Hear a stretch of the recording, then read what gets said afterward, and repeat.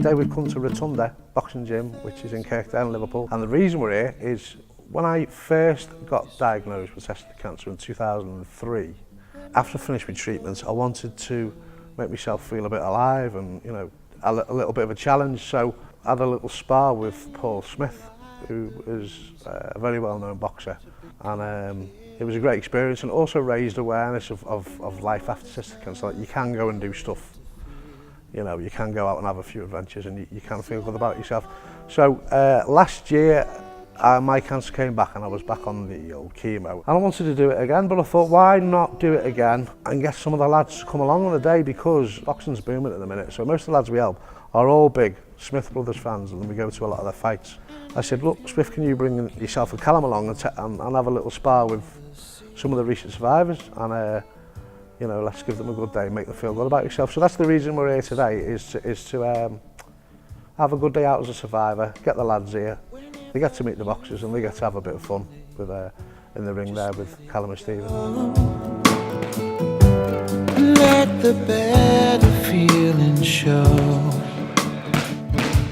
'cause in our hearts we're petrified to leave.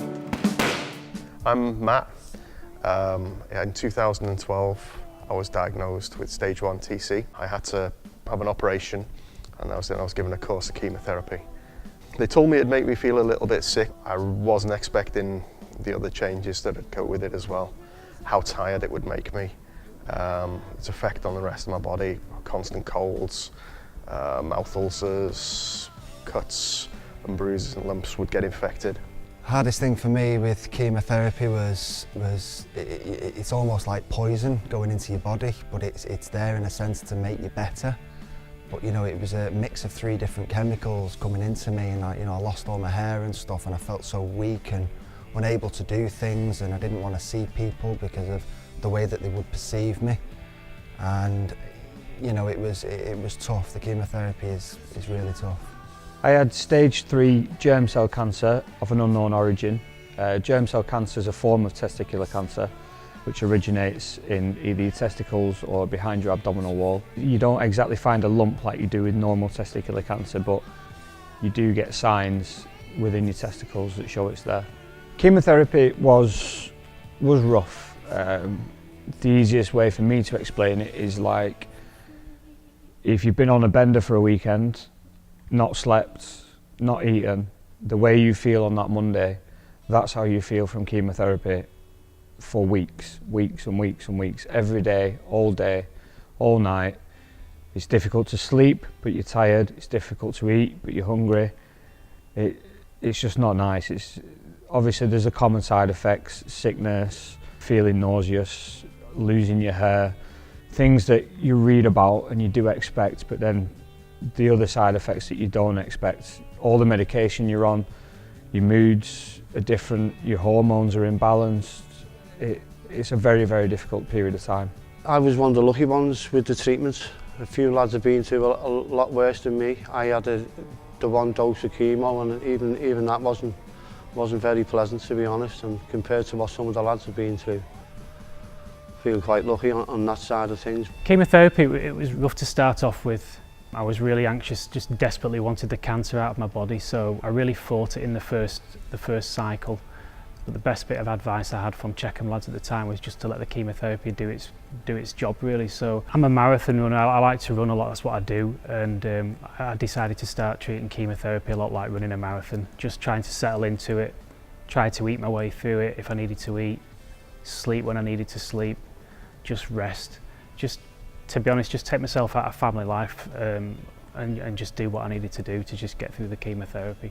Chemotherapy is a very scary word. I think when you're going through it, from being told that you've got cancer to sitting there and then being hooked up to the machine, it's a very daunting experience.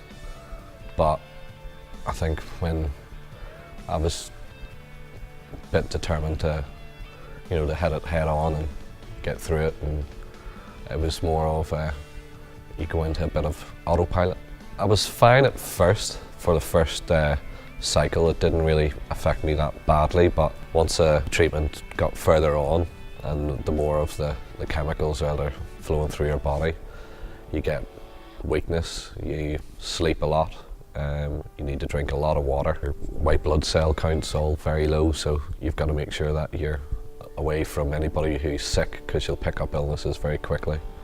But the important thing was my thoughts of it was this stuff is going to be bad at first, but it's going to make me better.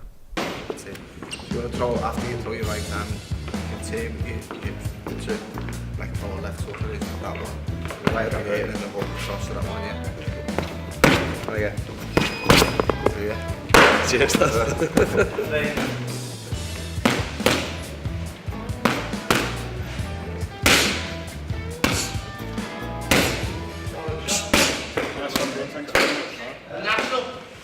When I was first told I had cancer, I knew I was quite ill. There'd been quite a long period of time, maybe 2 to 3 months, where I'd been really poorly and I knew something was seriously wrong. They were unsure what type of cancer I had, so I spent a week in hospital knowing I had cancer, not knowing what type of cancer I had, and that was horrific. It was terrifying, because obviously you think, am I going to die? You know, what type of cancer do I have? Whereabouts in my body is it? So it was a confusing time. I remember being in the doctors and the doctor just said, you know, I believe you've got cancer. And I didn't believe him at the start, and it was only when I got back to my car outside the doctors that I just broke down in tears and just really didn't know where to go. I felt like my world was just caving in around me. Mortified, to be honest, mortified. Just hearing the word cancer. I fell apart for a few days, thinking I'm not going to survive. Death, life, worry. My kids and my family more than anything. That was the main worry. My greatest fear was dying. You know, the fact that I hadn't had children then, and you know, something that I always wanted was children. And you know, how my parents would cope with it, and my girlfriend and stuff, and you know, just like life goals that I had for the future and stuff, that I was frightened that I wouldn't get to fulfill them.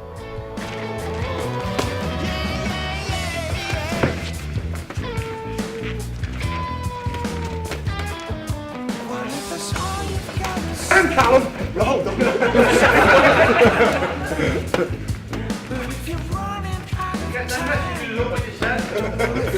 Leave that phone away.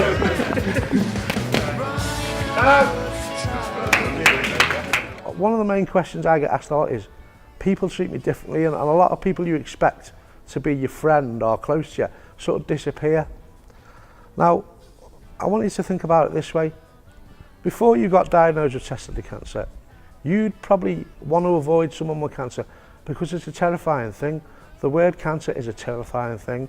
So it's probably not they don't love you or they don't worry about you. A lot of it is they don't know what to say. I think people did become a bit distant. I think, you know, when you associate cancer, you know, people who haven't been through it don't understand, and they don't know what to say, whether they're going to say the right thing, the wrong thing. You know, people are a bit subdued and take a step back and stuff, and almost say, you know, I'm here if you need me, because they don't really know what else to say. A lot of people are more sincere, I found out. A lot of people didn't speak to. I spoke to more people after getting cancer, and yeah, it's a strange feeling. The after cancer, strange. My family and friends were great when they found out that I had cancer. The ones closest to me just treated me, you know, they were anxious. They were, I think, behind the scenes, very emotional about what was happening to me. They didn't show it to my face, but they were emotional. I had a couple of friends who I've kind of lost touch with since, and I just think that they just found it difficult to know what to say, really, just as I did to people before I had cancer. I had a friend who I never heard from again. A lot of my other friends rallied round, my family rallied round, and were there for me when I needed them, and still are. Some people did treat me a little bit differently. That was quite surprising of some of the people who it was.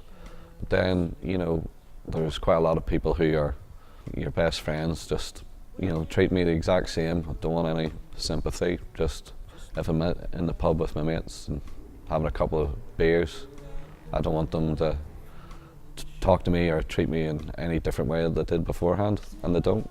I still think I'm an Egypt. We're petrified to leave.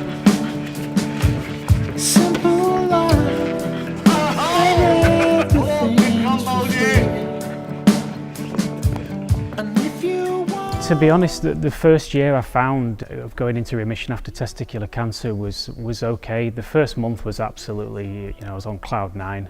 We all were in my family, just knowing that we weren't having to live with the weekly visits to hospital, and I wasn't going to have to go through the process of having chemotherapy.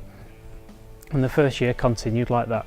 It was kind of a feeling of I've got my life back, and actually, life is worth living, and you appreciate the small things.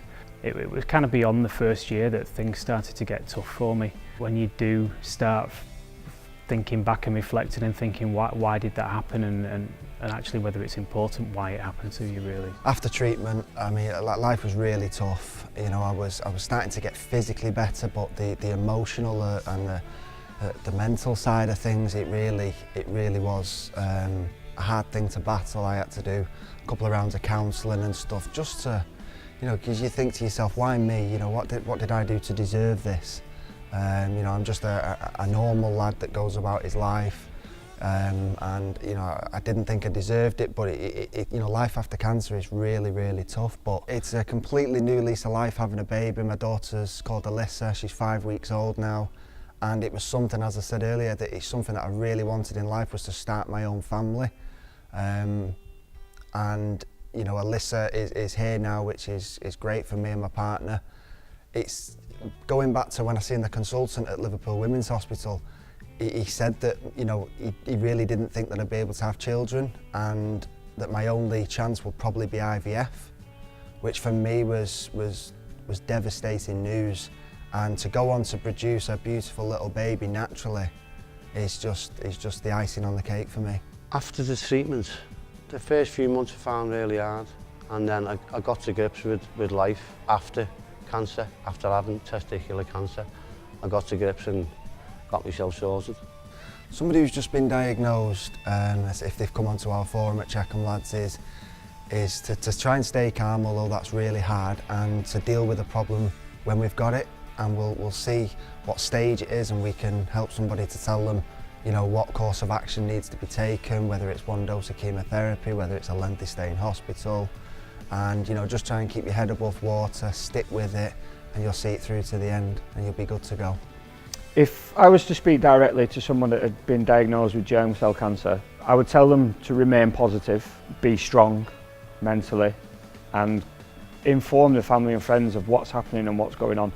If you need to seek advice about what is going to happen, there are people out there like Checkemlads that will help and give you advice of the things to come. Cancer is more treatable now than it ever has been. Testicular cancer is more treatable than it ever has been, along with germ cell cancer. So be positive. You have to fight, you have to go through the negatives to get the positive. Talk to the other survivors. Don't worry about it. They've heard it all before, so talk to them. The best tip is to actually just talk about it, be open, just let people know what's going on. I never shied away from telling anybody that I was going through testicular cancer or that I've had testicular cancer. Chin up, stay strong, don't fail yourself, don't fail your family, don't give in, keep fighting, be strong as best you can, and you've got to just be yourself and just try and get through it. I'd give him a hug. Give him a hug, say, you'll be all right. There's people out there there's charities like Checkemlads, who I'm here with today, that will take you in, go through different stories, be in contact with other people going through the exact same as yourself, and that there's real big help. Any advice to anybody who's just been diagnosed, or somebody who's had it twice, is get into our forum, right? Don't read Google. We've got a lot of people in our support forum who can answer your questions. Most of us have been there. Some of us have been there twice. Some of us know a lot. So don't be afraid to ask the questions. There's no such thing as a stupid question, right? Nobody's going to laugh at you. It is a terrifying experience for everybody. I've heard it all before. Every question I've heard, and I've got most of the answers for. So get in touch. But mostly, like I said, I'd like to thank everyone today who came along. I hope they've had a good day. And after Cancer Lads, you can do something stupid like this. Go and do it. Take up skydiving.